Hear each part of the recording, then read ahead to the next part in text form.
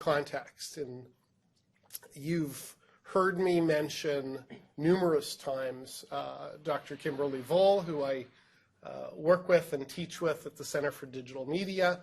And Kimberly has kindly agreed to join us. She is still a faculty member at UBC in various things, and was for a number of years in the faculty of computer science here before coming down to the CDM. So I'll let Kimberly tell you a little bit about why she's here and how she figures into all of this. You've probably heard a little bit about that from me already, and certainly there are a number of posts on the website that involve Kim and a lot of retweets of her stuff. So we'll go from there. Over to you, Kim. Cool. Thanks, John. So yeah, I have no idea why I'm here. I just sort of found my way here somehow. But let me tell you a little bit more about myself and why it is I might be here. So first of all, you can call me Kim. So you can tell from the purple hair I don't stand too much on ceremony. So please, by all means, call me Kim. As John said, I was a faculty member full-time here in the Department of Computer Science. So that is, I guess, my formal training, if you like, is through computer science, software engineering, and the like. I am now a full-time faculty member at the Center for Digital Media, which is where I met the wonderful John. And we have offices side by side, so we get to talk about this stuff all the time. And of late, I found myself transitioning more into some of the kinds of issues that we're going to talk about today. So I'll give you a little bit of a history on how I come to stand here today and my position a little bit on some of these things. So as I say, I'm first and foremost, informally, I guess you might say, a computer scientist. That's what I hold my PhD in. My specialty is artificial intelligence. And I have looked at applying that in medicine and video games, and more broadly scoped than that as well. But that has tended to be my focus. I am additionally a lifelong gamer. I've been playing video games since the 70s and never really stopped. So they're very much a part of my life and how I identify. And I have been making games only slightly less than that. So I've dabbled in all sorts of different things, but I've always been fascinated with the process of creating games and how that relates to how the brain works. So my undergraduate degree that I hold actually isn't in computer science, it's in cognitive science. And there I did a focus on neuroscience and how the brain works and the psychology of how we process information and how that applies in all sorts of contexts. Most notably in artificial intelligence and how we can replicate intelligence in computers. But all of this interesting sort of background and my love of video games has given rise to all sorts of opportunities to touch the video game world in a variety of different ways. Additionally, I have also taught a lot of computer ethics. That was one of my specialties when I was in the computer science department here. So you combine all of these things together. You work in a largely male-dominated field for your much of your adult life, and you have a lot of interests that are traditionally male, whatever that means. Then you tend to get exposed to a lot of these interesting issues. And as much as I tried to keep my head in the sand, it wasn't really working out for me. So I had to step up a little more formally and figure out just what the heck I thought about all of these things. And that's kind of really what the last few years have been about. My passion for my students and for teaching was really what brought me out, because I started to see evidence of behaviors, of treatment, of trends that I really didn't like. And there weren't a lot of ways to address that unless I was willing to step up and acknowledge that, okay, maybe, for example, this sexism thing is actually still an issue. And it's interesting because I think that a lot of us, and I speak as a female, a lot of us have trouble often coming to terms with that, because how we're presented with sexism is as this overt kind of, you can't do that, you're a girl. Like, oh, I can't believe they said that. Mm-hmm. And while there are still some jerks out there that will say things like that, that's not really the kind of sexism we're mostly facing today in this culture here. The kind of sexism that we face is the kind of sexism that every one of us in this room inadvertently perpetuates. This is the kind of sexism that comes about as a result of the culture to which we're exposed. So I, having grown up as an exception, I'm a girl who programs and plays video games, weird, I carry that with me. It wasn't that I was like, no problem, I'm part of this group. You know, we're all one big happy family, hugs all around. It was, no, I'm the girl that programs. I'm the girl that plays video games. And that's how I identified as an individual. So it wasn't that I was breaking down any sort of barriers. In a sense, I was re-emphasizing those silos by calling myself that exception. And I didn't even realize I was doing it. And it wasn't until actually, honestly, earlier this year that it finally really dawned on me how it was that I was carrying through these biases. And as I said, they're very subtle. So it's not things like explicitly thinking you can't do that because you're a girl, or you shouldn't do that because you're a guy, or all sorts of different manifestations. It's more things like trends in thinking. So I run a lot of events. I'm one of the other ways in which I'm very involved in the video game scene is with the independent games community, and then a little bit outside of that as well. So I run an organization called Full Indie, which is for the independent game developers here in Vancouver. I am myself an independent game developer. My game is actually, well, it's out as of this morning in Australia, so I got an iOS game coming out here tomorrow. What's it called? Plug. It's called Sprout Up. It's a little endless runner iOS game. If you're interested, I can show it to you after class. But yeah, so that's my first official game. I also have a game in the Android Play Store called Burger Dare, which is a satirical game. It's really a commentary on the state of free-to-play games right now. So it's not, it's a joke. If you see it, it's totally a joke. So, you know, I do all of those things. And one of the other things that I do is run events called game jams. Has anyone ever heard of a game jam? Probably not. Not in this, I wouldn't expect in this environment it would necessarily come up that much. So a game jam is an event where you bring together developers of all walks of life, so artists, programmers, designers, audio engineers, and you throw them all up together in a room, you give them roughly 48 hours, and they work on producing games. It's like jam, get together with a band, same idea, but in producing games. They're a magical, wonderful, amazing event. When you put highly creative, talented people in a room and you offer all sorts of interesting constraints, they come up with some of the most remarkable things. And I have seen just tremendous amounts of creativity pour out of these things and just lifelong friendships form. They're really fantastic. I'm super passionate about them, in case you couldn't tell. And I have run a lot of them, most notably the Global Game Jam, which is the worldwide game jam that happens every January. And there's about 16,000 people worldwide that participate. It's a big event. Vancouver's is the largest in the world. So I bring up game jams because one very specific thing, actually. When I attend these events, now bearing in mind, I'm a programmer. That's first and foremost how I identify. I'm also an artist. I do 2D concept art, and I've been doing art all my life. One of those weird, artsy, sciencey people. When I see a female at a game jam, I assume they're a programmer. I mean, sorry, I beg your pardon, other way around. I assume they're an artist. I just assume it. I didn't even catch myself doing it till earlier this year, but I realized that I was assuming they would be artists, not programmers. Now, isn't that weird? Why would I do that? I know perfectly well that women can program just as well as guys. Imposter syndrome and insecurities aside, I'm a pretty good programmer, and I know lots of fantastic female programmers, and there is absolutely nothing physiological, genetic, or otherwise that would argue that point. Okay? Girls are good at math, girls are good at programming, so are guys. So why would I do that?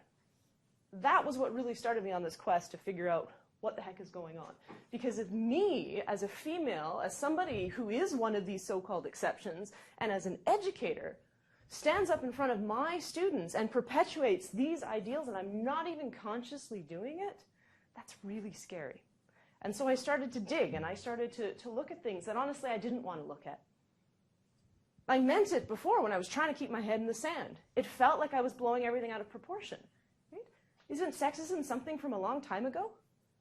Right? Didn't we deal with that a long, long time ago? It certainly seems like it's something that shouldn't be relevant now, and maybe I'm just a bit of a shit disturber if I'm actually stepping up and saying these things. So it's been a hard battle, it's been an interesting battle, and it's been one that I'm grateful to say has caused me as an individual to grow as a person.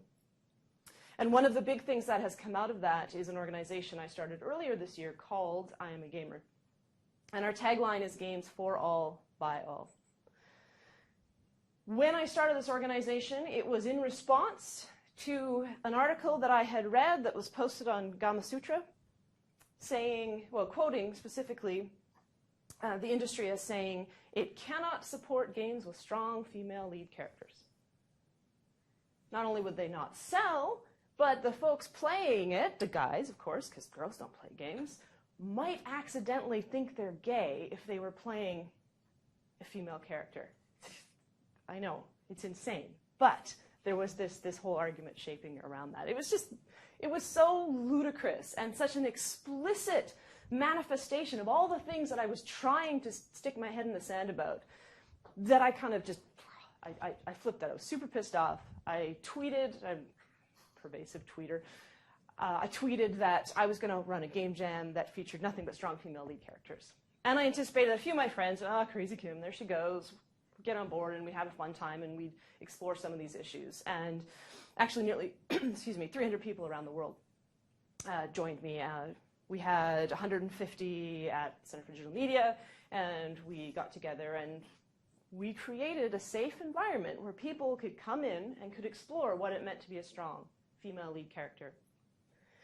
And from that, I've realized that I stand here today because what I really want to do, and the reason I wanted to stick my head in the sand, is because I want to build safe environments where we can have dialogues, where it's not all about pointing fingers at people and saying, you sexist jerk, get out of here. It's about recognizing the ways in which we as individuals perpetuate these things and the ways in which we might be contributing, not because we're bad people, but because we're a product of the culture that we're born into. And we can't help it. We all stereotype. It's the way our brains work. If we didn't stereotype, we'd all go crazy in a wash of way too much information. So we stereotype. It's how we do things efficiently. But in the context of stereotyping, what that means is we draw a bunch of conclusions, and they're usually the product of the things we were exposed to while growing up. So it's really what we do in the context of these stereotypes that differentiates us as people. Just out of curiosity, with that last game jam with female lead characters, was there a different gender ratio? We were pretty close to 50-50. So if you're not familiar with the statistics, I'm going to quote them, I'll probably be slightly off, but I'll be pretty close. In computer science, or programmers more generally, there's about 18%, 18 to 20% female, so it's pretty low. As low as 10% in some areas. In the video game industry, it's usually worse if you look at programmers. So there are a lot of female artists, a lot more female artists than those on the technical side. But if you look at games programmers, it's more like 8 or 9%. So it's quite low.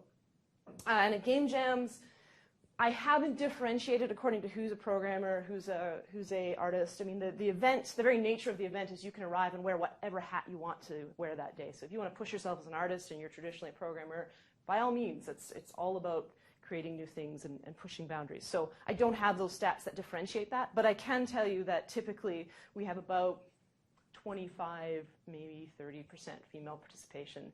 That's looking really good. But at I'm a Gamer, it's almost 50%. So it definitely attracted more female participants. I think there's all sorts of complicating factors as to why that might have been the case, and certainly I'm very conscious of selection bias and confirmation bias and all of those things in the complicated way in which they tie in. But nonetheless, we had an organic 50-50 split, which was pretty exciting, if nothing else. So that's basically why I'm here today, and that's basically sort of an overall view on kind of my take and what I'm looking at. And I feel like we need to create safe spaces where we can go out there and we can say the wrong thing. Because we're going to say the wrong thing, right? I mean, nobody's perfect. And if every time you or I slip up, we just attack people, then we're going to do what we naturally do. We're going to run the other way, and we're not actually going to start any meaningful dialogue. So if we can act with grace and patience and work together and start by looking for trends in ourselves first. You know, I've kind of colloquially come to refer to my approach as me first. You know, here are the ways in which I've found myself being sexist. And if I can do that as a female and as a programmer and as all of these different things, I think everybody can do that. And I just want to have a conversation about how we can start to reset some of these ideals and how we can start to bring about some real change as opposed to a lot of the Band-Aid, affirmative action-y type things Yes, there are real problems manifest in today's society, and yes, those Band-Aids are Band-Aids. You stick a Band-Aid on a wound so it doesn't get infected. So it's not that it's itself inherently wrong, but it is wrong when you aren't looking to see what the cause of that injury is in the first place. And that's where I think right now we're not doing such a good job, and I think that's where the energy and the work needs to happen. So that's kind of a long introduction to... So the one thing that not sure Kim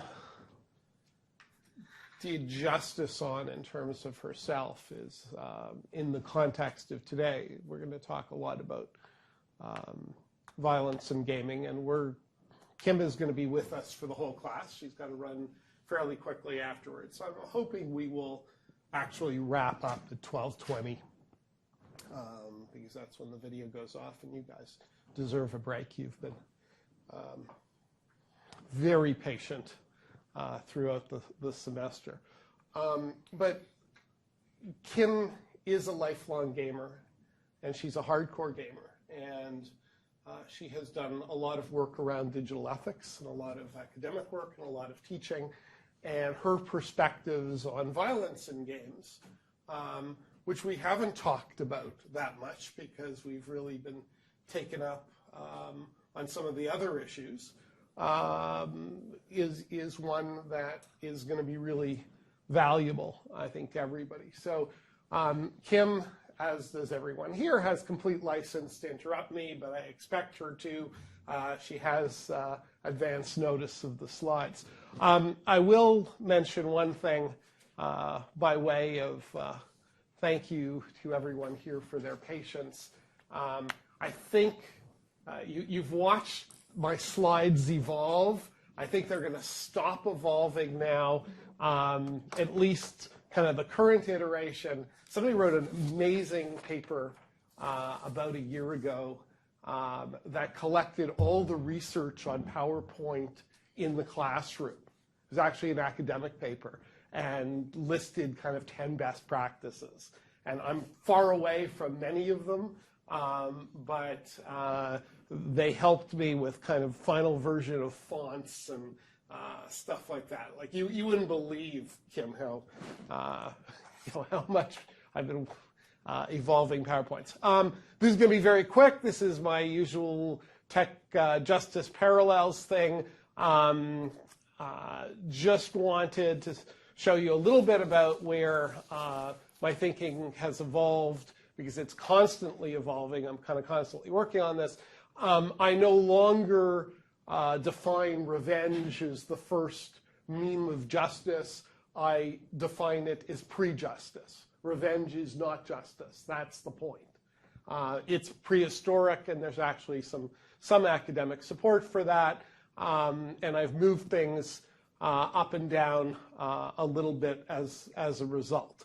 I've also moved the question mark and decided that big data does lead to justice as boundary definition.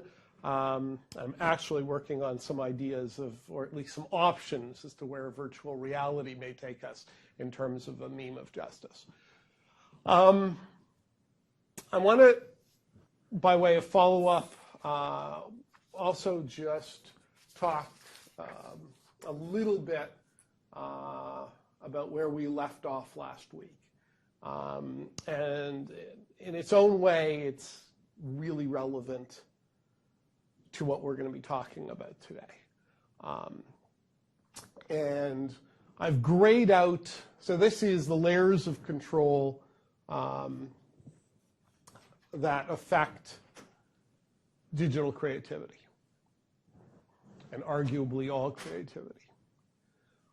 I've grayed out the first 6, which are kind of in the game, in the magic circle, and are mostly ethical, and want to focus on what's outside the game and what is more normative. And that's for a very obvious reason. And it's a very simple point. Everything in the top half of the chart is not a creator decision. So let's just go back. everything from 1 to 6 is negotiated, and the creator is part of the negotiation. So consider the implications of that.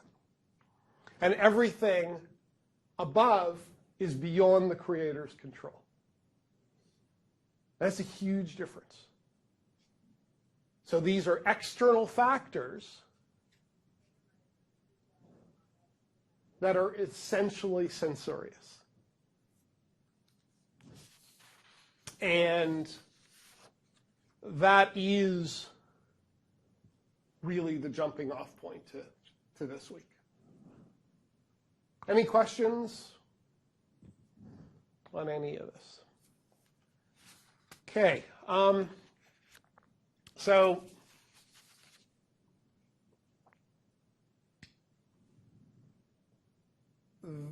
I think of this as assaults on video games, assaults by video games.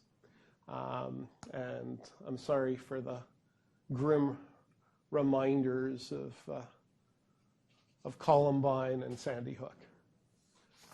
And we've talked about Kim.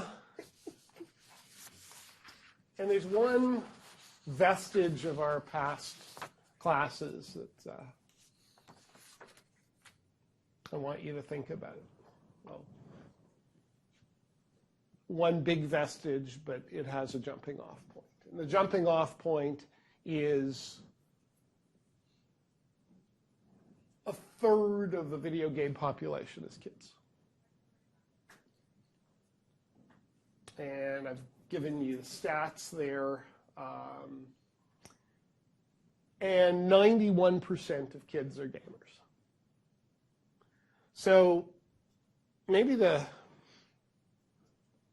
riff off of what Kim was saying, there is also another reason that these issues are terribly important. And that is, if it's taken Kim a significant part of her adult life working in the field to realize these things because they're so subtle, when they're embedded in the games that 91% of the world play at a very formative period, the stakes are really high. And I think it's important to point out, too, that it's not just that 91% of kids are gamers. I mean, those are the kids that are actively engaging with the content. But we've all seen examples of how pervasive these games are in day-to-day life. There's, Angry Birds backpacks and all sorts of different things. So even the kids who aren't playing are exposed to it as the kids on the playground are talking about these things and reenacting and doing all of the various ways in which these things can crop up. So the number's probably closer to 100% in terms of Western culture exposure to games as children. And we are... I want to go back a little bit here, sorry. It's the worst system ever.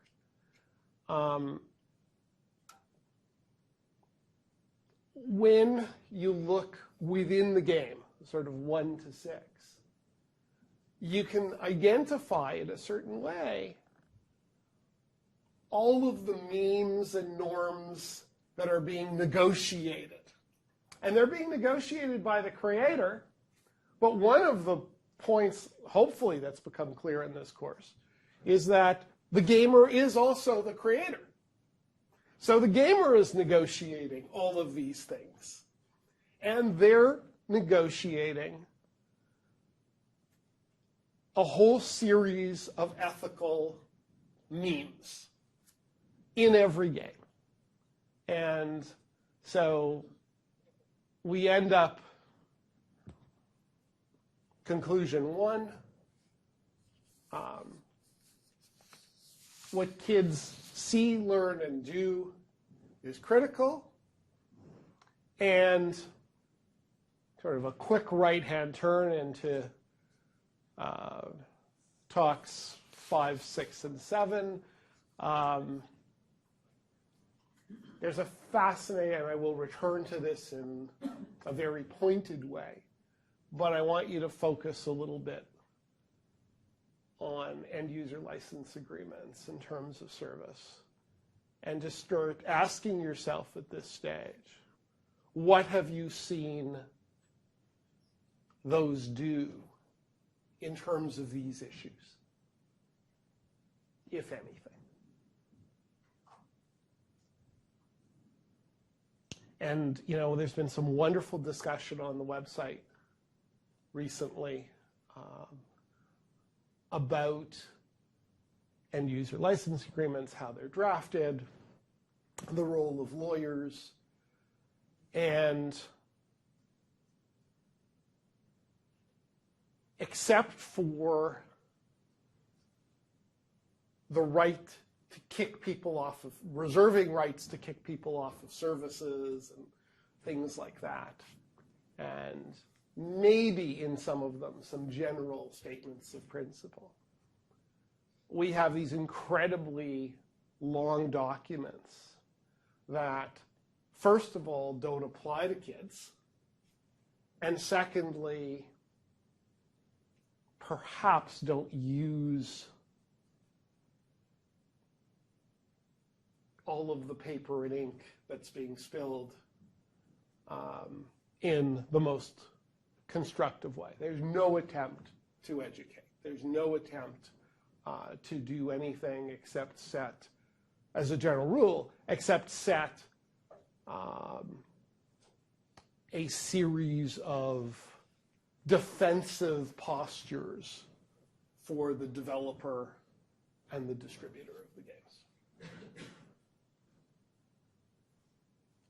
So that takes you to kind of the first theme around violence, but it applies to all social issues, and that is industry complicity. So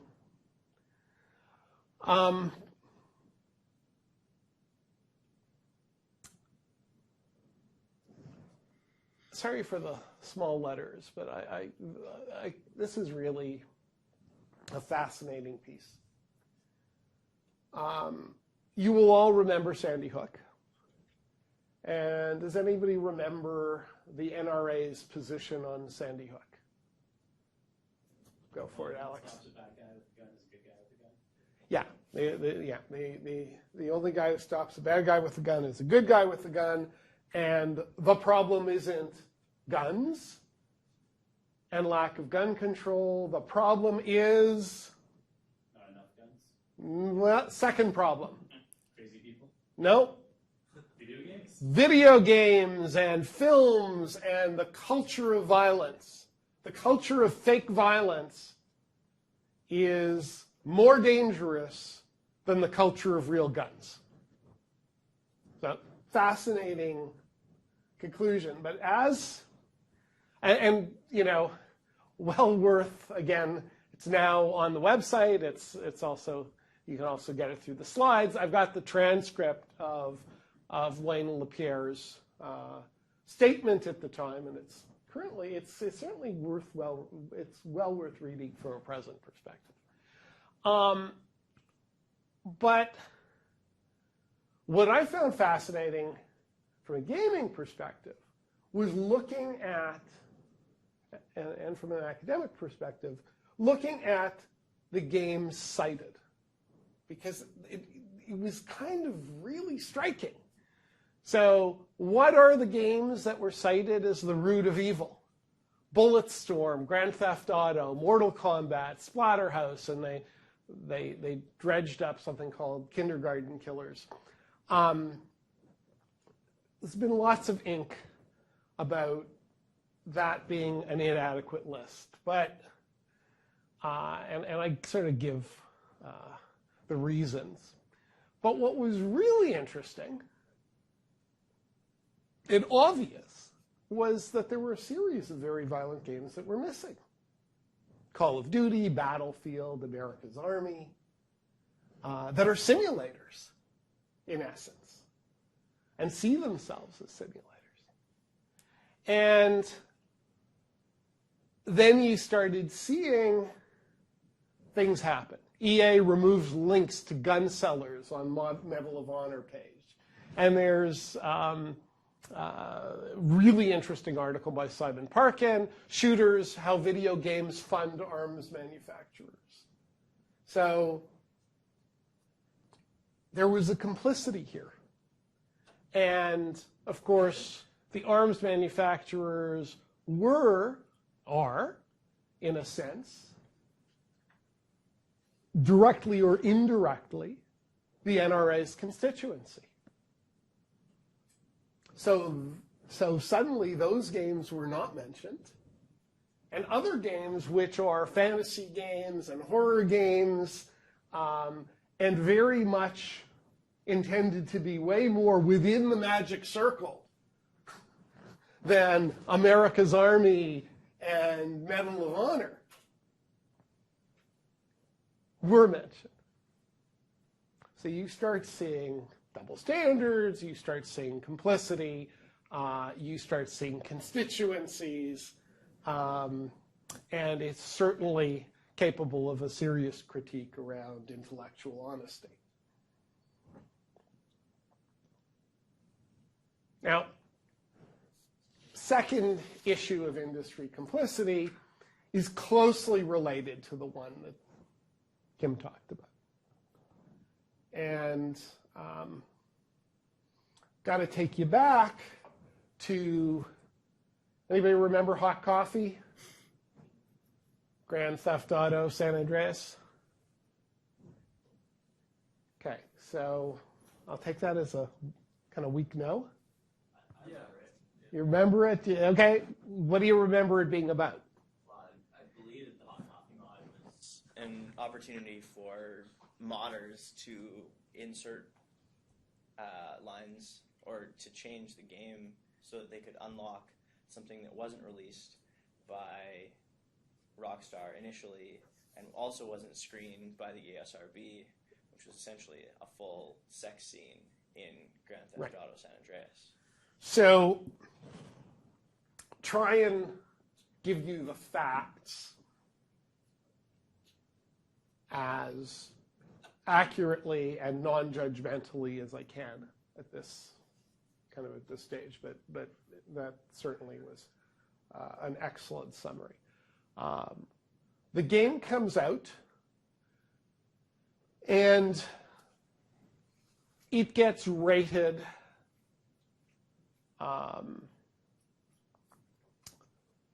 with an M, not an R, or an A. I'm trying to remember, but there's something AO. Yes, there's a rating that basically won't get you stocked in the stores at the time the game comes out, and that's an AO. And it comes out, and to get your certification, you have the developer and the distributor have to effectively go to the ratings board and say, here's the game, here's the description, here's what's there, and release it. On the disc, there was a locked scene, and that locked scene was an explicit sex scene that would have made the game AO. Within hours, a modder, I guess looking at the code, spotted it, figured out how to do a patch to release it, released the patch, and the content was available to anybody who wanted it. The issues were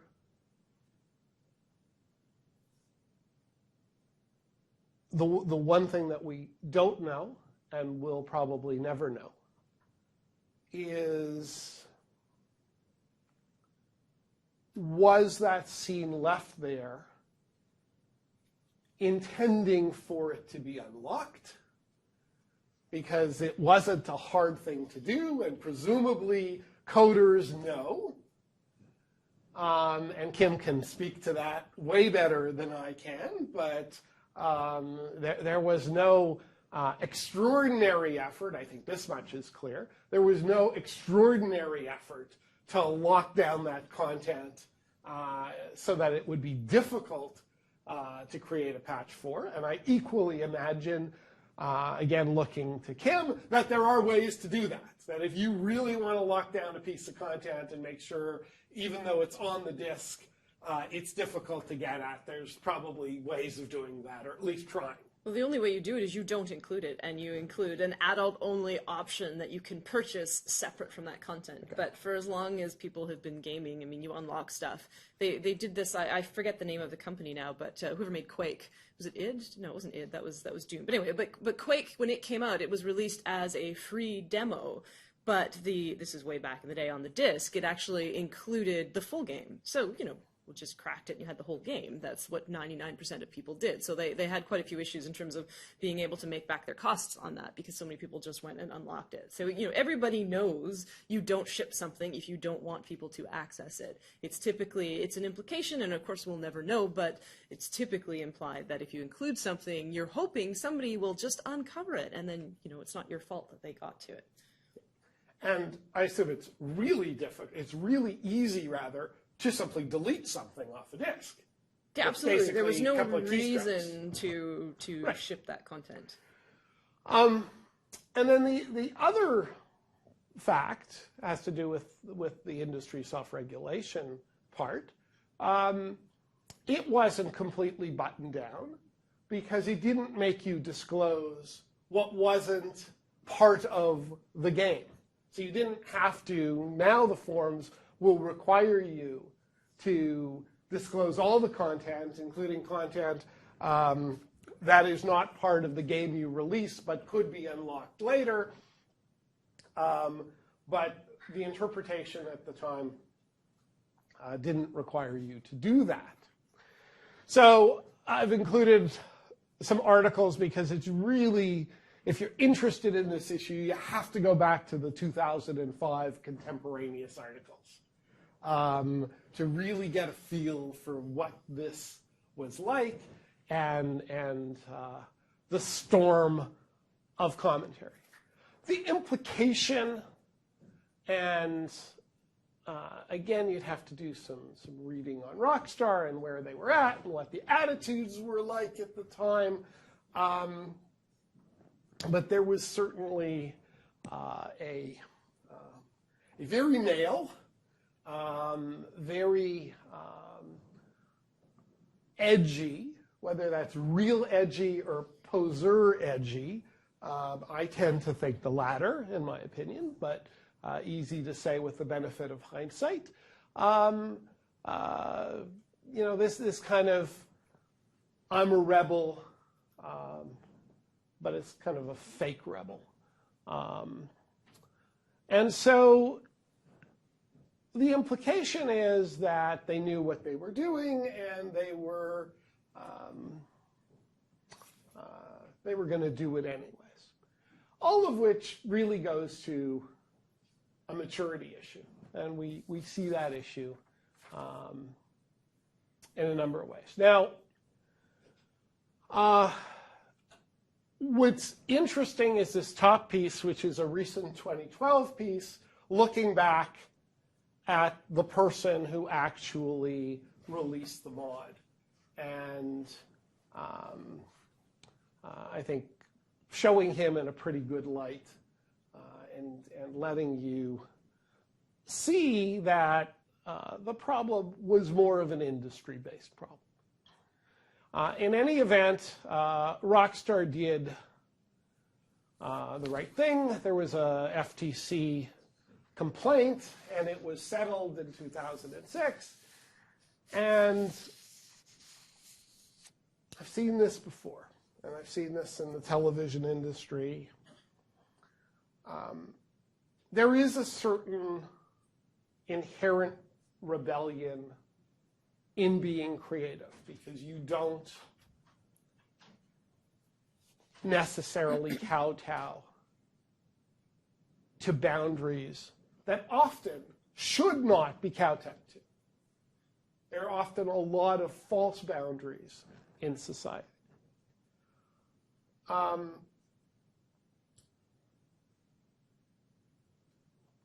When those boundaries are transcended and where the companies involved are public companies or have ambitions to be public companies,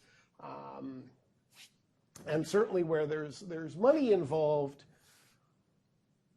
there has been in all of the entertainment industries where lines have been crossed a bit of a reaction to go corporate. And that isn't really always the solution either. And where this gets interesting from a 2013 perspective, in light of what Kim was talking about, is that, and this is just an opinion, as a result of hot coffee, the industry did get more corporate. The video game industry got significantly more corporate. And what's really weird in that context is that it may have driven some of the sexism underground and put people who speak better in positions of power. But what they're really saying, i.e. no one will buy a game with a strong female protagonist, is just a version of the same juvenile immaturity. So I will repeat what's on the slide. To corporatize, solution or greater problem. If I could add a piece to that, I'd just say that one of the interesting things that you see in these kinds of contexts, I mean, there's nothing wrong with sex. We're humans, we like sex. It's perfectly fine inherently.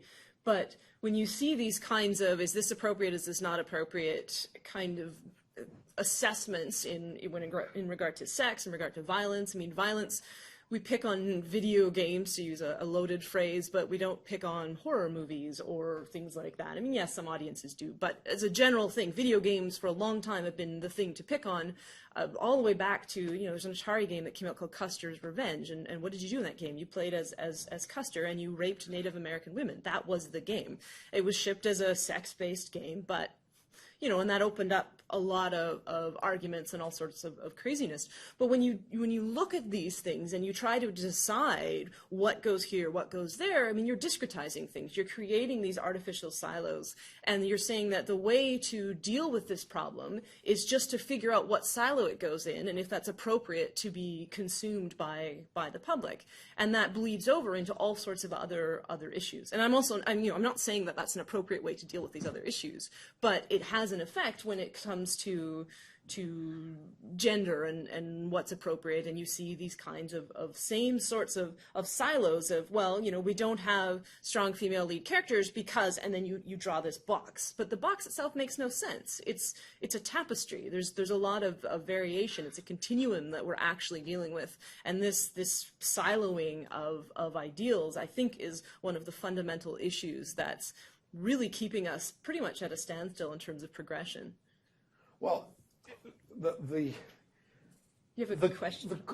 Question. Let's go question, and then I'll give my comment. Just a comment please. On the hot coffee situation. There's a recent situation that's come to light, and it was with a game called Beyond Two Souls, and the main character in that was Ellen Page, or at least it was modeled directly after Ellen Page, and now modern technology, it's picture perfect. And in one of the scenes, she's showering, and it's all covered up with the frosted glass or whatever. But very easily, somebody was able to just change the viewpoint of the camera, and all of a sudden, you're inside of the shower, and you can see a fully nude model. Mm-hmm. And there was a big reaction to that. Any image was taken down immediately. Sony really flex its legal muscles. And they said, well, no, it's not Ellen Page or whatever. But I guess that's beside the point. My point is that maybe it was more intentional in Grand Theft Auto for that to happen. But I think that in a lot of these situations, if you really want to go and seek out the sexual content, it's very possible. It's out there. It's accessible. But how far does a video game company have to control that? Do they have to create a model that's fully closed within the frosted glass in case somebody does that? I mean, is that the game that they're shipping out there? No. The game they shipped out was Grand Theft Auto. Now, Hot Coffee, I mean, I think it is exceptional, but that wasn't part of the game. And I think that it kind of it conflates what possibly could come of this. I mean, if you rearrange the pixels enough, you could write anything. Yeah, I think that's a really, really good point, actually. And, from a developer's perspective, there's good reasons that the models are made that way. And I mean models as in 3D models, not as in models as in necessarily people. And I mean, if you want to find naked people, they're everywhere. They're under their clothes, right? I mean, just look, you could dig and create these contrived situations. So that's the kind of continuing that I'm talking about as well. When you put things into these slotted categories, at what point do you have set this arbitrary threshold that, oh, well, we've tripped into that was terrible, and if you'd stayed one step back, you were fine? I mean, that doesn't exist. So I think there's all sorts of complicating and mitigating factors to consider, but you're absolutely right that we can dig as much as we want and create as much as we want. I mean, we could write our own mods that have everybody running around naked if we wanted. Yeah, and I think to build on that too, you don't even have to go that far, because you can take fantasy-themed games where you have characters and you design your own character and they wear armor and various other clothes, and you can take off all of their clothes and have them walk around, and then have them, you don't even have to go far online before you can find places where people have done this, and then the characters fight each other, but they do it and use combinations of moves and positions that are incredibly suggestive. Yeah. That, like you said, that's a little different than the Hot Coffee scene, which is a fully scripted. You had to do very little other than, I can't even remember how it worked. I think they just basically took the bars off to where they had the character, basically just made it so you could access the character who then. Yeah, it was a full-on scene that had been developed at Rockstar. And all you had to do to unlock it basically was just have that character appear and take that code for the character and put it in. Yeah.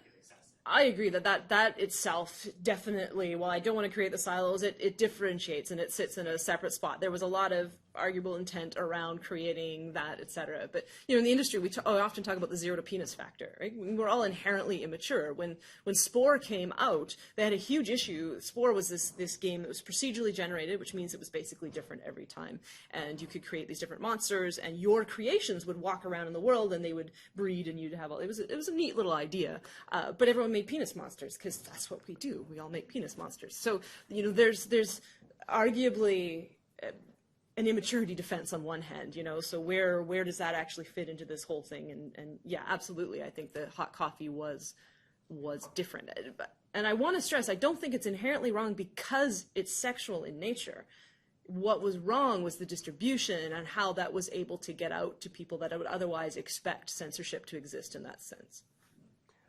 A couple of things to sort of add to this. Everyone has already said Hot Coffee is different because of its intent. And that's the key factor. But I'll just add to that in the Ellen Page situation, there are personality rights. I mean, the law actually does have a useful way of addressing this around personality rights. I certainly the notion that Sony had the same kind of intent in that situation, it sure feels like they just didn't think of it. And that it wasn't necessarily an immaturity issue. The other, to me, really amusing, and at the end of the day, everyone's going to have their own view, defensible thing. Anybody see the picture of the Mars rover that, yeah, the drawing on the surface of Mars? I can't not smile at that, because there's certainly parts of immaturity that are good and don't have a cost. In the Ellen Page situation, there's a cost. I think in the hot coffee situation, there's a major cost. And the specter of the intentionality just makes it feel really way worse than just greasy.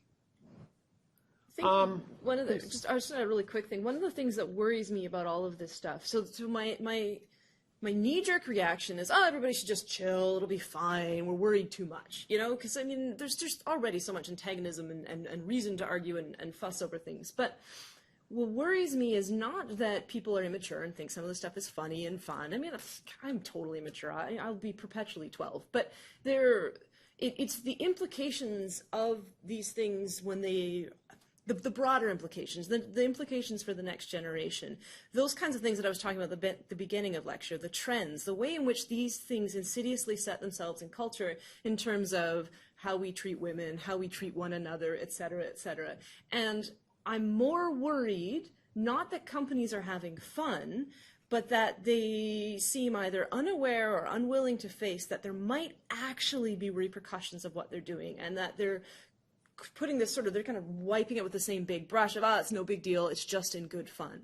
Well, just in good fun in the context of people's formative years, which could really be anywhere in your lifespan, can be really, really serious. And that's what I want people to really be looking at. Where do we find this balance where we can still have some fun and recognize that we're inherently human and we like things like sex? And some people think, I really like violent video games. I don't know, maybe I'm a freak, but Bulletstorm, I love that game. I thought it was hilarious. So there's all sorts of different ways in which we fit into this tapestry. So how do we balance that?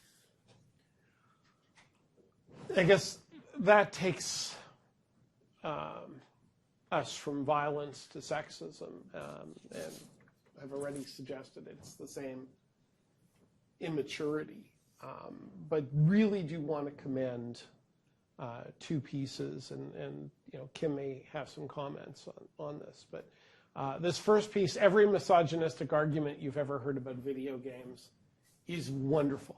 Read it. It takes every argument about why it's okay and puts it in proper context, contextualizes it from a gamer's perspective, calls out what needs to be called out, argues vociferously for creativity and fun, and is shockingly clear about what isn't. So the second, I'd almost love Kim to comment on, and this is a controversy around one of the principles of Penny Arcade, and this column by Elizabeth Sampat should just be your starting point if you're looking at these issues. And I've left out the swear word that's actually between quit and going, and if you looked really closely, you'd see it. It's law school. But there's a fascinating notion, and I remember Kim coming back from PAX this year saying she had a great time. But there's this fascinating notion in this article that the PAX conference has been a place where this latent sexism was very much part of the culture, and that it's a very hard place for a woman to be. So I don't know if you felt that at all, or you're aware of the issues until you got back, and whether you have a take on it. And we haven't talked about it, so I'm really interested. Yeah, no, I mean, I can comment a bit about both of these articles. So the first article absolutely is a fantastic, cogent look at a lot of the arguments that are raised saying, oh, misogyny, not a big deal. And I can tell you, going through the I Am a Gamer stuff, you know, the minute you delve into sexism and you hold an event that kind of goes worldwide, you can imagine there's a lot of cameras shoved in your face and everyone wants to interview you. And so I was frequently foisted into a position of having to articulate my opinions. And that's a large part of what led to me realizing kind of where I stand on these things, is I just kept having to say them. Can I interrupt you for Yeah, a minute? absolutely. One of the more difficult moments was getting an email from Kim late at night before I Am a Gamer, because there were she was being trolled. yeah. And you can imagine, I think it was like 10:30 at night, I get an email from Kim, this is what's happening, what do I do? And, you know, I've been a freedom of expression lawyer for a lot of my life, so you know, I have a sense of what should be reacted to, what shouldn't, and how, and I send an email, and I think it turned out to be, it sort of, you followed the advice, and it was fine. Yeah, it worked out fine. But it's frightening. It's frightening to see, and Kim was frightened. I mean, it was. Yeah. So I don't know if you want to just talk about that. I didn't want to implicate myself in that, but that's that's where the theoretical world really crosses into your personal space. And I remember sort of witnessing that and how difficult that was. Yeah, I mean, it's scary to go up against these issues. For any of you who are familiar with the gaming community, I mean, you're familiar with some of the vitriol that exists there. And when you question people's communities, at least in this context, and when you do things online for some reason, the response that you get is vehement and terrifying. And are you guys familiar with Anita Sarkeesian? Yes, and it's on the syllabus. Okay, so must watch. Kind of part one was a must watch. So Anita's got some really interesting perspectives. I was on a panel with her a couple months ago, and she's a really neat lady, and we had a chance to go for lunch and talk at length about these issues. And we're not 100% in agreement on every single issue, but that's fine. I think she's lovely, and we walked away friends from that encounter. And one of the things I was really interested in was the stuff that she went through, because she was attacked viciously. I mean, nobody physically harmed her, but gosh, she had every manner of threat thrown at her because of the work that she was doing, looking at misogyny in games. And so here I come along with my little tweet, oh, look what I'm going to do, and thinking not really many people are going to pay all that much attention. And suddenly I have all of this media attention, and I have all of these people tweeting at me and asking me to write blog entries and do guest lectures and all of these things. And it was scary. I didn't know. As I was saying at the beginning, creating that safe space for dialogue, I didn't feel I had that. So anytime I expressed an opinion, it was kind of like, well, I think, and then I braced myself, and I gradually, because I got a lot of support and I was really grateful for that support, I gained a lot of confidence and my voice really grew in that. And then I started to realize I was quite happy to actually step out and face what I needed to face, because I felt like I was defending something bigger, namely, my students and the people, my industry, the people that I really, really care about, and the consumers of games. And one of the ways in which, actually so speaking specifically to what John just brought up, the only way that I really encountered some of that vitriol, I'm very thankful to say, was somebody decided to do a spoof news article.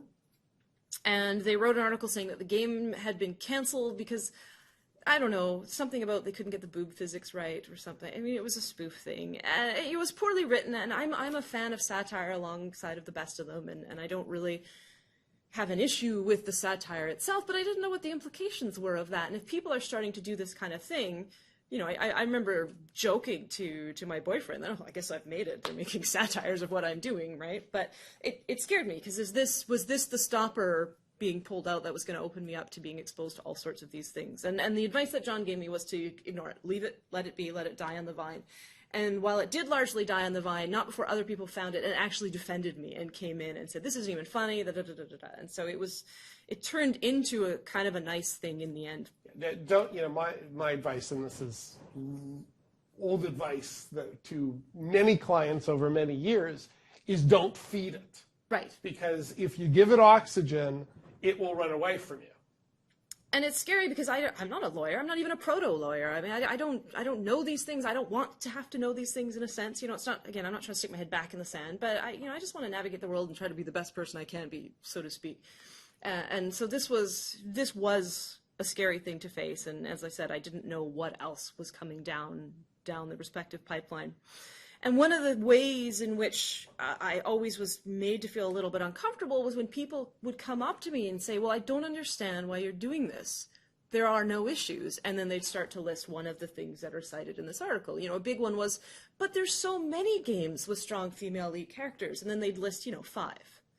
Like, well, there are thousands and thousands and thousands of video games, and basic math will tell you that the ratio is still, no matter how many games you can sit there and list while we have coffee, it's not going to come close to maybe more than 5%. You can only do Lara Croft so many times. Yeah, exactly. I mean, it's Enough so already. it's full of all sorts of goodies like that. Why do you think people are so defensive?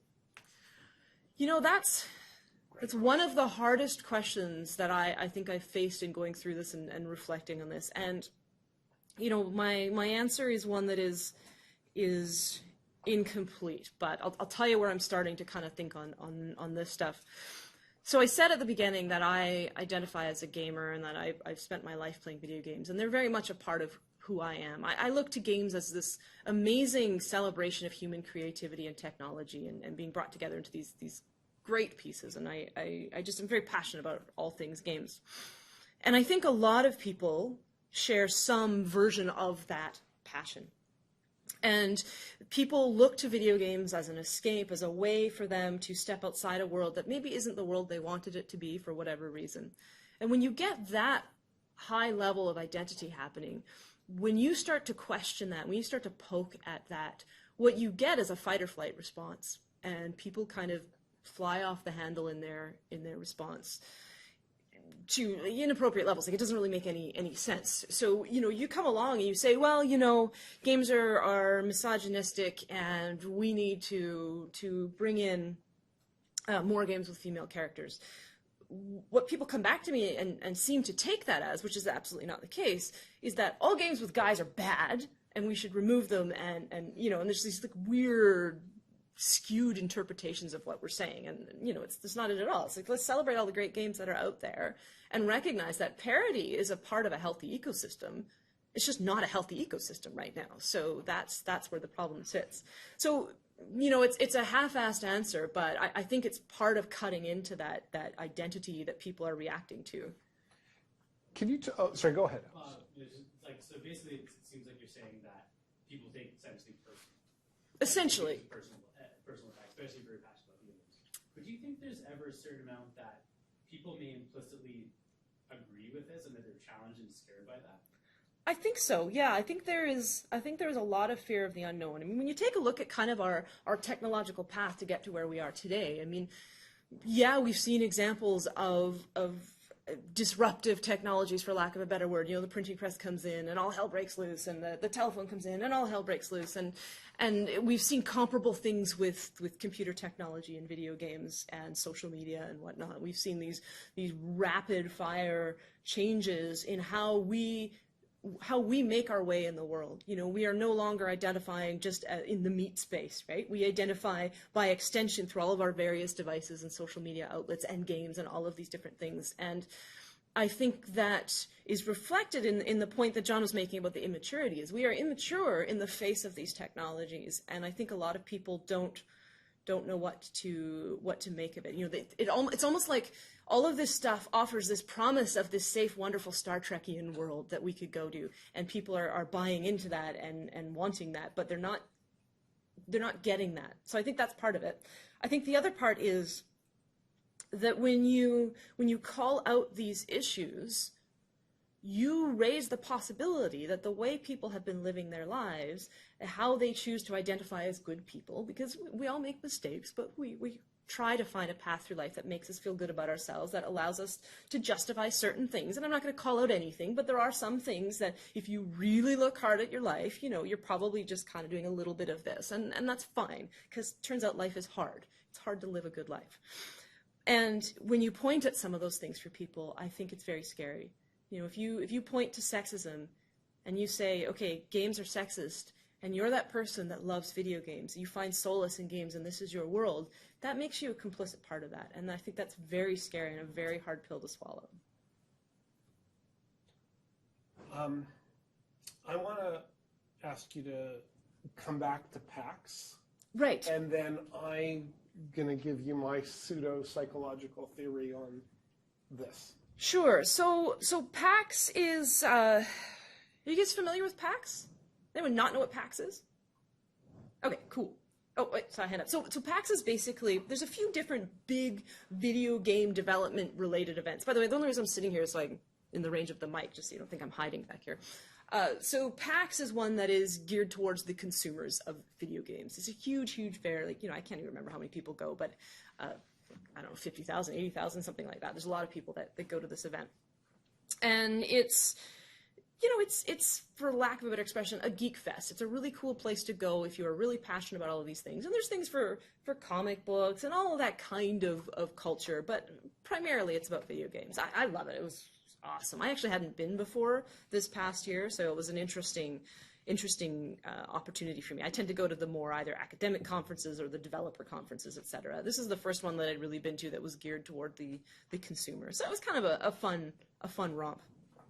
And so, just like video games and all of the different things, there is rampant sexism through this event, and there are all sorts of ways of identifying that sexism and calling it out, et cetera, that I'm not going to go into because I don't actually think it's all that interesting. I mean, it's the same kinds of issues that you see everywhere.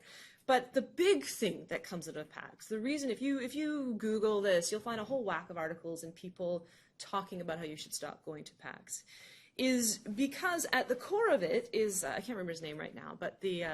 One of these two guys. Yeah, one of those two guys. The guy on the, I think it's the guy on the left, I can't remember. I've never actually met him, but has a little bit of a cavalier attitude when it comes to the things that he says. And just as I was saying earlier, folks are willing, wanting, I don't know what the right phrase is, to embrace that certain immaturity and have this kind of a laissez-faire, whatever, it's no big deal, I was just kidding.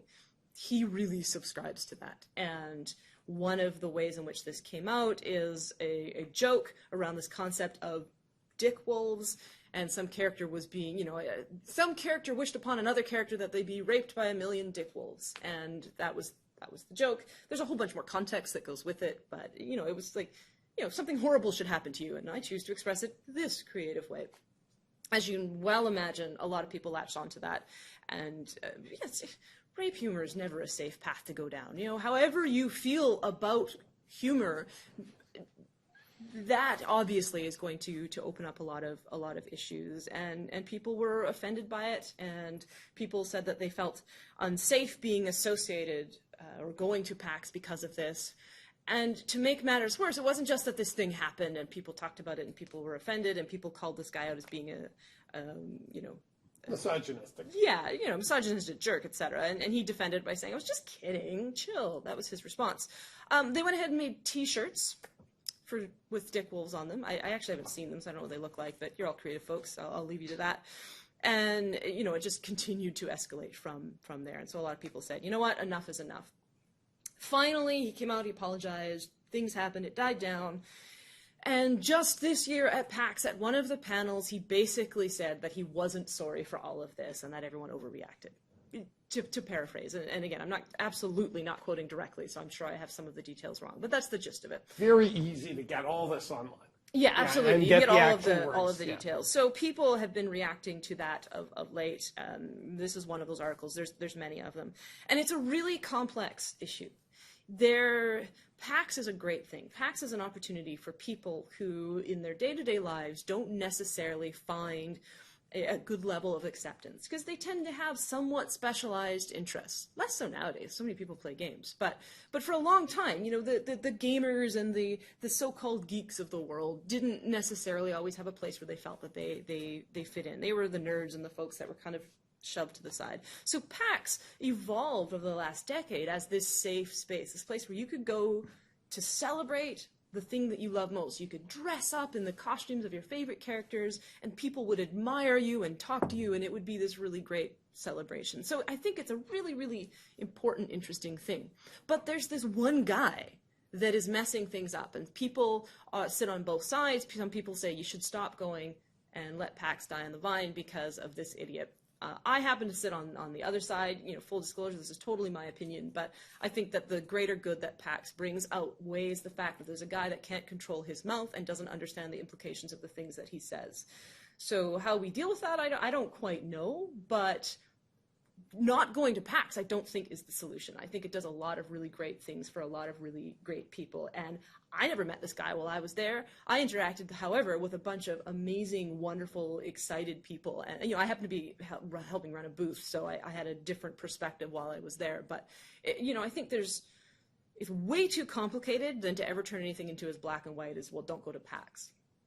I was just going to comment, and I might be remembering this wrong, but just for a little context of my understanding of it, this joke that was the issue, that was in one of their comics. Yeah, that was in a comic. Yeah, that's right, and the Penny Arcade. I think it's actually the other guy who writes the comic strips. So I think it's actually, I can't remember the names. I know there's pseudo names. It's Gabe on the left and Tycho on the right. Right, yeah. I think it's actually the other guy who writes the comic strips, and he draws them.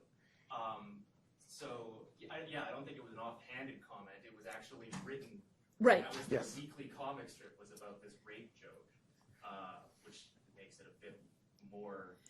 Yeah, I mean, it was Right. Yes. it was very it was very out there, and it was in a more quote unquote permanent form than just an offhand comment. Yeah, absolutely. So, any other comments on this? So, quick pseudo-psychological commentary that I'm utterly unqualified to make. Really using one of Kim's core points as a jumping off. Why is this happening? I don't know any more than anybody else, but I suspect it has to do with the boxes and the definitions that we put around people. And when we label people as geeks and nerds, as harmless as that is, but when we do it 20 or 30 years ago, and we do it in a schoolyard setting, and you gravitate to that,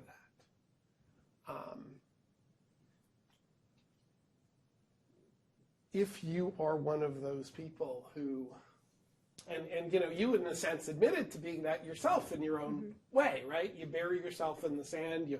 We all follow the path of least resistance, because it makes it easier to deal with whatever pains us, and we all have our pains.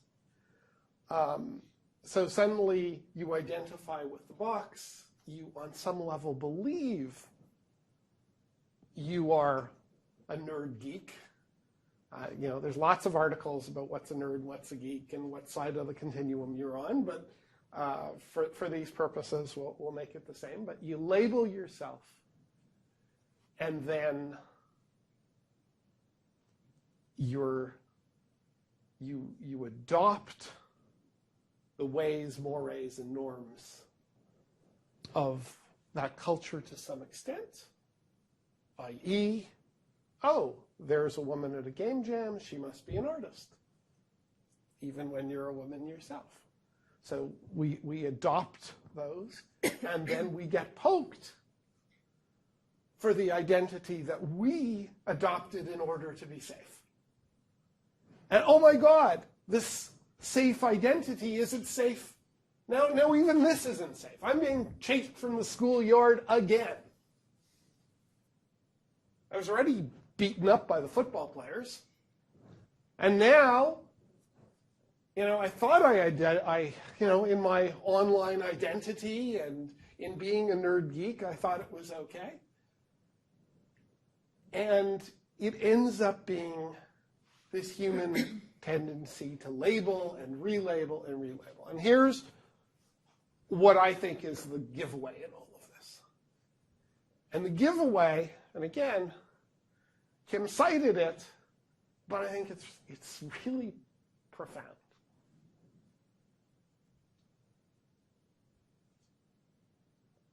Why?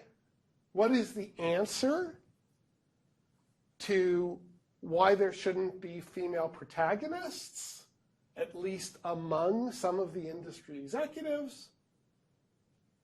Because buyers of games who are male might think they're gay, will not be comfortable being labeled as gay. So we're right back to the labels. So you get label on label on label. Now a geek nerd is not gay. And you don't want them to feel gay because they were beaten up in the schoolyard and they might wonder about themselves or some ill-conceived series of thoughts and stereotypes all mushed together. And it creates a reaction. Earlier this semester, and just to show you that, I'm as complicit in this as anybody else, I had a wonderful opportunity to speak at Georgia Tech. The average mark to get into Georgia Tech is a 3.9 GPA. It was a wonderful experience. And I had 2 days there and I went around the campus. And it was so obviously different from any other campus because it was all, and here's my stereotype, my putting in the box, it was all geek nerds. And I thought it was wonderful. I thought it was fantastic. But I remember thinking to myself, wow, it's like they took all the kids who were beaten up in high school by the football team and put them on this campus. So we keep doing that. And we got to stop. Because, to go to your original point, Kim, we keep just separating ourselves. And we separate ourselves from ourselves every time we do it. The only reason to afford labels is to include yourself in a group to feel safe or to exclude somebody else because they somehow threaten something you identify with. But as soon as you do the former, you're also doing the latter. I think one of the issues, and I don't mean to, this just in my experience. No, this is a free forum. That's part of the fact is that I think a lot of the vitriol comes from the older, old school hardcore gamers who grew up with it when there really was this magic circle. We talked about the magic circle before and how it's now, it's either disappeared or it's so wide that it doesn't even matter. Yeah. And, I've encountered a lot of hardcore gamers and a lot of hardcore gaming guilds online. And one example was, just a loose affiliation with this group of gamers where they not just offhandedly, it was common in their dialogue, they would use, racist terms, they would make rape jokes, sexist jokes, and, they think, okay, well, it's fine, they're all just, it makes sense, they're white males, but they had a significant representation by women and minorities. And I talked to one of the members who's black, and I said, how do you put up with this? They're using racial slurs constantly. And he said, well, because it's a video game. Because I know that they're not saying it in a racist way. They're not, this isn't the real world. And to him, he said, well, this is essentially the magic circle. I'm not who I am in real life, and they're not acting as they would in real life. If they said that in real life, it would be very different. And so for them, they kind of had that understanding that it was different. But now that the context has changed completely, it doesn't work. Not that it ever did, but it sure as hell doesn't work today. Well, what are words? They're at best orthographic representations that point to certain little divisions of meaning in our world, and we map them to things according to our culture. And subcultures will often remap things. Kids these days, well, I don't know, I'm getting old, but will say things like sick. Sick is now a good thing.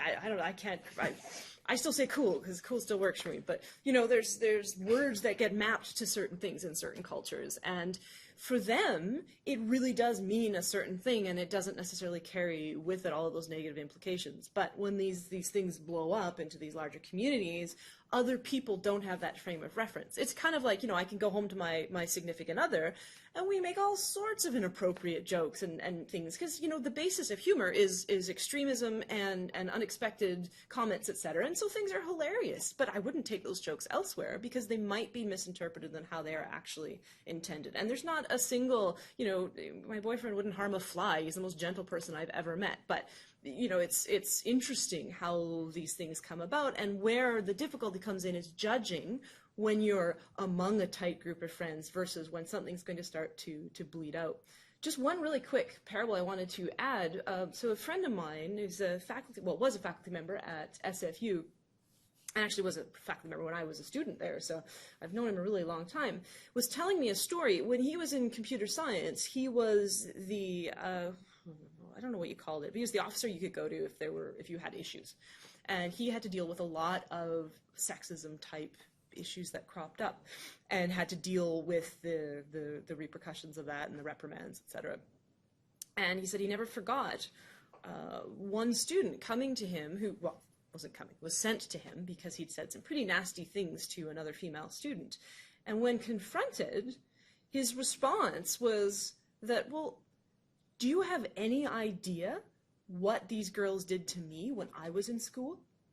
And so for him, you know, speaking back to the opening of the lecture, this was just him getting even. You know, it was perfectly appropriate because he was treated like crap going through school. He was beat up. He had things thrown at him. He was made fun of. He just had a horrible, horrible life. And it was girls doing this to him that he felt like, well, whatever. Yeah, sure, I'm making some snide comments, but they're all jerks anyway. So, you know, everyone brings to bear on any given moment all of the experiences in the path that have led them to that moment. And I think stepping back, it's not that we go around saying, you know, okaying certain behaviors, but I do think it's important that no matter what, for us to actually open up and have constructive dialogue, we need to be able to look back at some of those paths and see where those things are coming from. And I think what you're talking about, the old school stuff, speaks to that very well too. Oh, please.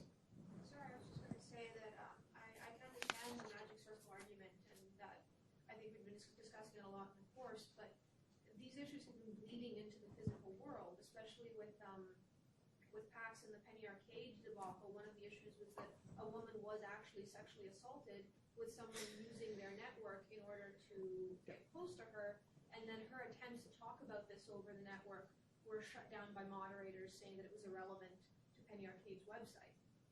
And then beyond that, there were the incredibly transphobic comments that Mike had made.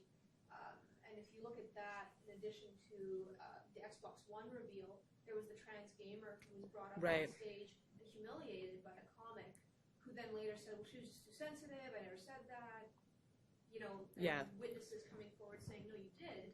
There's real people in real situations having real vitriol, violence, and things like that thrown at them. And especially with marginalized groups, with gay gamers, with trans gamers, with women. So I got to be really clear before throwing to Kim on this, on the legal aspect of this, because it's been a theme of the course, and that is the magic circle is shrinking. And the magic circle, to the extent that there's ever been a magic circle argument legally, it's always been in-game. So just because you're in GameStop buying a game, that's not the magic circle. Just because you're at PAX, that's not the magic circle. And I would argue very strongly that an internet forum about games is not the magic circle either. So over to you. No, I think that's all a really good point, and I'm glad you make those points, because I think, you know, I don't mean to oversimplify the PAX issue. I think that there is a lot of really, really disgusting stuff going on out there. I don't think it's the majority, but I think the problem is the majority doesn't know what to do, so people are kind of pulling back and saying, well, but but I don't want the thing that I love to go away, and I don't know how to deal with this because this is ugly and scary, and I don't align with any of that. So what we're not getting are people stepping up and saying, wait a minute, this is unacceptable. What the hell is going on here? And I think what we need to do is look for ways to facilitate that. Because, when you give people a voice, and I don't just mean, okay, your turn, you go talk. I mean, that puts all the spotlights on people, and a lot of people will shy away from that, and I don't blame them. But really find a way to give people a voice. It's amazing that most people are horrified by this stuff and want to find a way to step up and say, hey, actually, that's not cool. There was an incident that happened at this past GDC, which is the big game developers conference that happens down in San Francisco every March. And it was, I wasn't at this particular event, but a lot of my friends were. And they were sitting around the table and chit-chatting about another developer, a female developer, who had made it to GDC, and I guess had made some comments about how she was having trouble paying her way to get there. It's just expensive. The tickets just went on sale, and I think an all-access pass is around $2,000. So it's a very expensive conference, especially if you're an independent developer or you're a student or, whatever. It's a tough industry.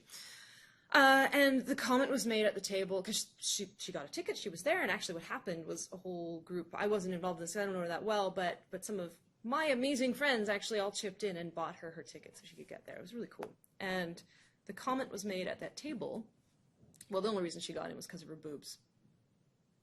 Right there, in a community that means the world to me, somebody in that community made that comment. Now, I don't know that person at all. I had actually never met that person. I have since met them, but I wasn't there at that event and hadn't met them previous. But all of my friends sitting around that table, everyone just kind of, and nobody said anything. Not a single person there. And these are all people that I deeply respect, that hold ideals that align extremely well with mine, and nobody said anything. And afterward, it came up. People felt like crap. They felt awful, and they were paralyzed. They didn't know what to do. They didn't know what was the appropriate response. Do you just let this die off? Do you step up and say, hey, dude, that's not cool? What do you say? So people don't have the infrastructure in place to know how to respond to these, because we're not in a place where we are culturally teaching people how to deal with these situations. Honestly, I don't know what I would do in that case. I don't know. I have all these, all of these amazing things that of course I would say, but actually sitting there, what would I actually say? I don't know. I hate conflict. It makes me all squirmy inside. Maybe I would just sort of sit there quietly, or I don't know. But I think that's the key to a lot of these problems, is that you can hide behind, well, it's not relevant on the PAX forum, or it's not, there's all sorts of different ways in which you can say, ooh, scary, here, I've got this convenient reason I can put in front of it. But it's not even about that. It's about every one of us and our social responsibility and coming up with ways in which we as a community can find our voices. So the one comforting thing is you are talking to a group of law students. And as a group, lawyers and law students tend to be interventionists. That's what we're trying to do. So hopefully you carry that forward into all circumstances, including the uncomfortable. So just to bring this full circle, I'm going to go back, and I know this seems like a left-hand turn, but I hope after this discussion for the last hour it doesn't. And that is, what should end-user license agreements in terms of service say about kids, to adults about these issues? And why are these issues not somewhere in there when we can find, I'm trying to remember from the post, but we can find 30 pages of other stuff that's more or less irrelevant to write about, and we don't write about what is relevant.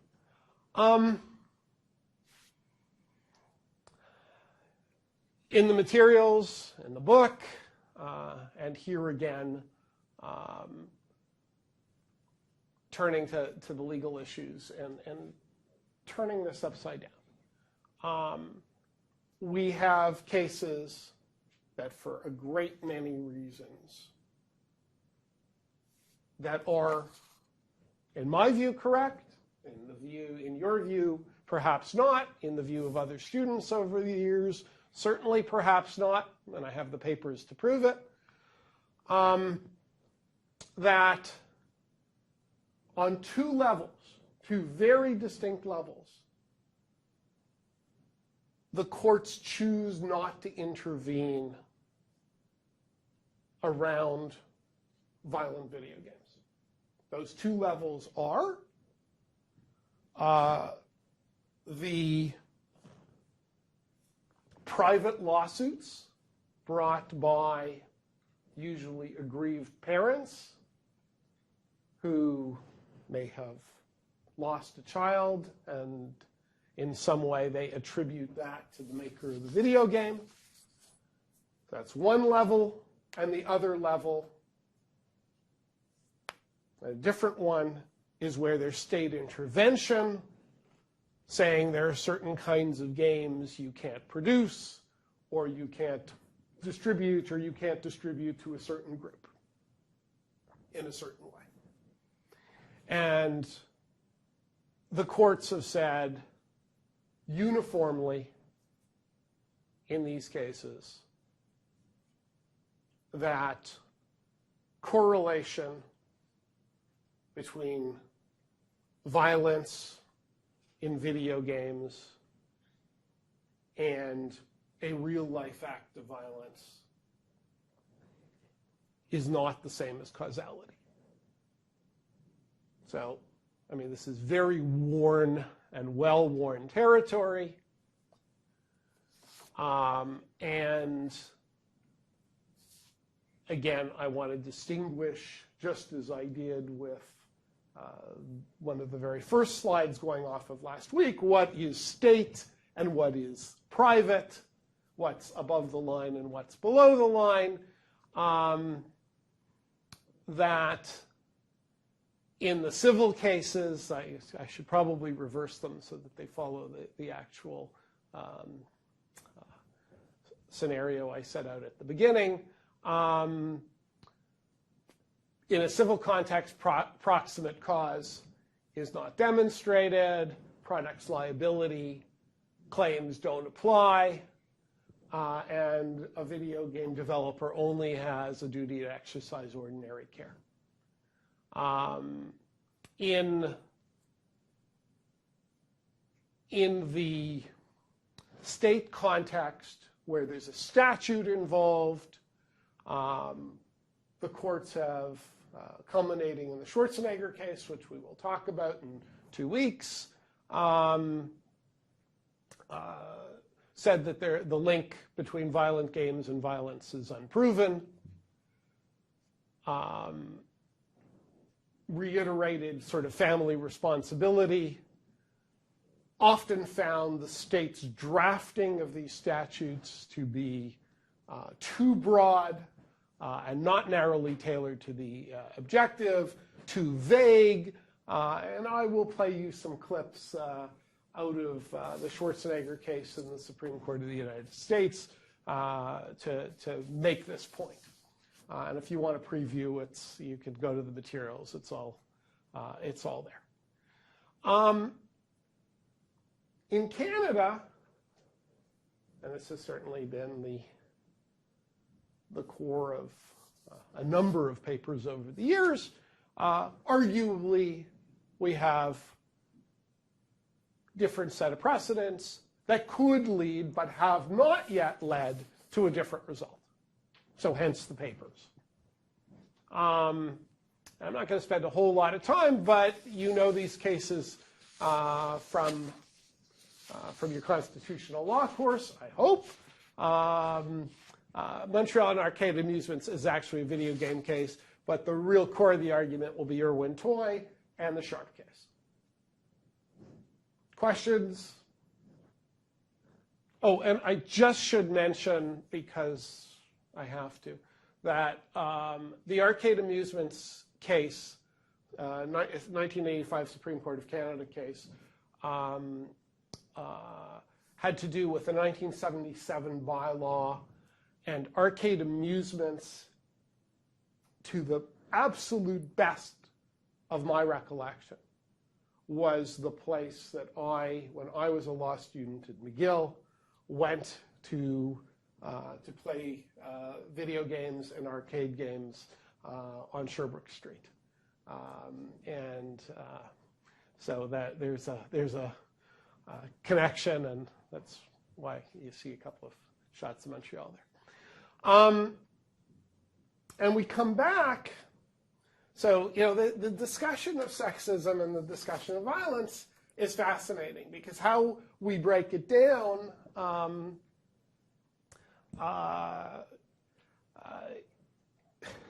the two issues are separate, but they're not, and the dialectics around them are fascinating, because those who find themselves on one side of one issue are often on the other side of the other issue.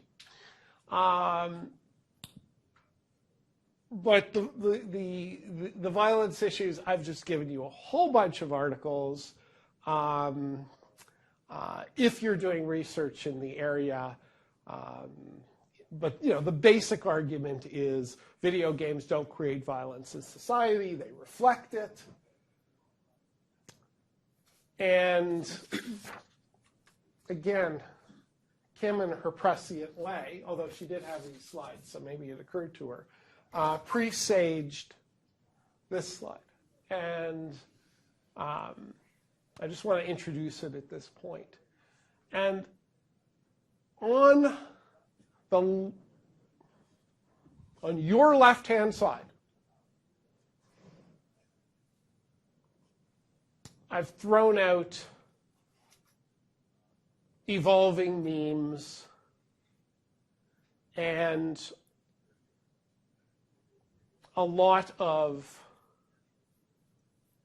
censorious things show up. And it's really interesting and really sort of complex, because when you go down a lot of the list of censorious activity, it looks pretty silly from a present perspective. Banning Lady Chatterley's lover, shooting Elvis from the waist up on the Ed Sullivan Show, the criticisms of All in the Family, the criticism of Madonna's Like a Prayer video. GTA hot coffee, and I'm going to put this out there as a question, because I don't know the answer. We've had a discussion that's pretty clear, but will we ever look at it as silly or not? And what are the implications? And will we look at it as silly because we've outgrown it? I just don't know the answer. And I'm very interested in everybody's response. And on the right-hand side, I've kind of listed Canadian cases, quite consciously as Canadian cases, that are kind of evolving memes on the freedom of expression side. And the most interesting, I think the most important recent case, and I know I've talked about the pentology a lot, but if there's one case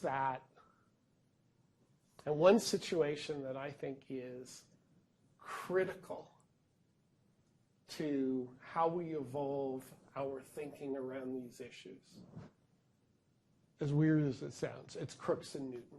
And Crooks and Newton is where the Supreme Court of Canada said hyperlinking is okay. And if you look more deeply, and if you put it in the context of this definitional thing that we were talking about and putting things in boxes, what that case stands for is that, not that everything is okay, but that the discussion of everything and bringing everything into the discussion is okay. The key thing, though, is to discuss. And that strikes me as right. And so of all the cases, that's actually my favorite one. Now we're kind of, hopefully there's some scientists here other than Kim, but you know what the law of entropy is. And what ends up happening is it's basically the law of chaos. The total entropy of any system increases over time. The greater the entropy, the greater the disorder. And that feels to me like where we are on all of this. Yet that's not necessarily a bad thing. And I'll cite a really nice piece, Entropy as a Philosophy, if you're interested in it. So some things aren't anybody's fault. And I want to go to Waters and TSR, which is a tragic case that involved Dungeons and Dragons where somebody's son committed suicide. And he was a heavy Dungeons and Dragons player, and the mother sued the makers of Dungeons and Dragons. And let's just go to their last paragraph. As far as the record discloses, no one had any reason to know that Johnny Burnett was going to take his own life. We cannot tell why he did so or what his mental state was at the time. His death surely was not the fault of his mother or his school or his friends or the manufacturer of the game he and his friends so loved to play. Tragedies such as this simply defy rational explanation, and courts should not pretend otherwise. So back to the definitions. When you define an in-group and an out-group, and there's an inevitable blaming. And this is a fairly courageous stand by the court to not buy into that, which is quite easy to buy into. And in this context, and really flowing from our discussion and flowing from our discussion of PACS, I really want to commend Steven Pinker's book, The Better Angels of Our Nature, which starts from a historically accurate premise, and that is that the amount of violence in society has declined. It is not worse than it ever was. It's better than it ever was. And getting at the root causes of why is not easy. And my interpretation is, when you go through the book, that it really is about the fact that we are talking to each other about these issues. And what Pinker is really saying is because we're talking, and the more we talk, the more we bring down violence and intolerance. And that the answer is in that, and that's why we're doing, in fact, better, despite all the fear-mongering, as a human species than we ever have before. So, a couple of things specifically on violent games.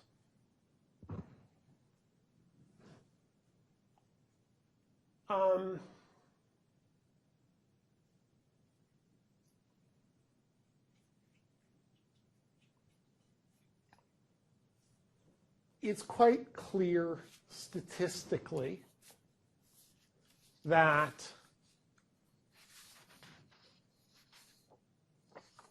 the countries where people spend the most on games have many of the countries in which people spend the most on games and people play the most have the least violent crime and that it really has nothing to do with violent video games or the sale of violent video games. And the reason for that is very simple when you think about it. Violent crime goes up where there isn't adequate gun control laws and goes down where there is.